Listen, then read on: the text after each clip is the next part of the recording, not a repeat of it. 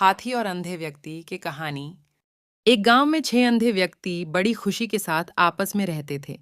एक बार उनके गांव में एक हाथी आया। जब उनको इस बात की जानकारी मिली तो वो भी उस हाथी को देखने गए। लेकिन अंधे होने के कारण उन्होंने सोचा, हम भले ही उस हाथी को न देख पाएं, लेकिन छूकर जरूर महसूस करेंगे कि हाथी कैसा होता है। वहां पहुंचकर उन सभी ने हाथी को छूना शुरू किया।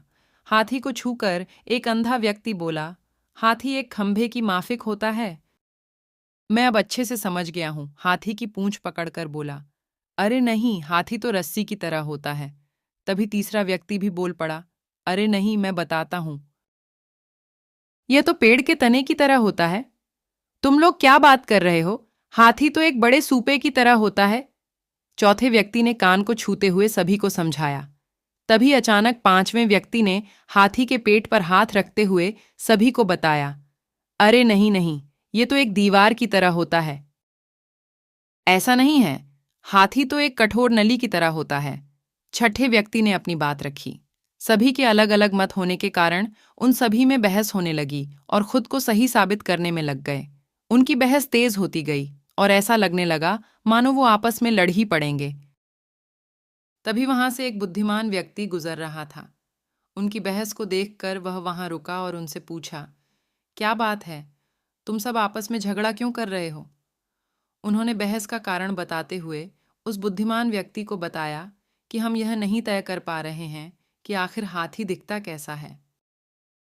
उन्होंने ने उत्तर दिया। फिर एक एक करके उन्होंने अपनी बात उस व्यक्ति को समझाई।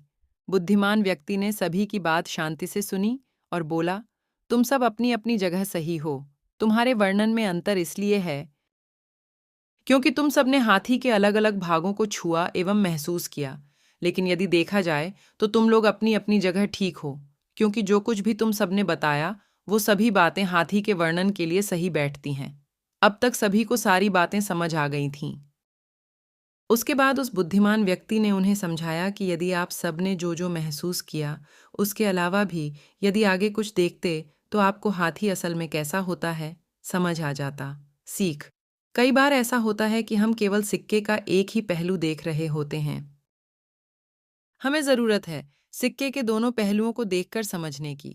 इसलिए हमें अपनी बात तो रखनी चाहिए, पर दूसरों की बात भी सब्र से सुननी चाहिए और कभी भी बेकार की बहस में नहीं पड़ना चाहिए।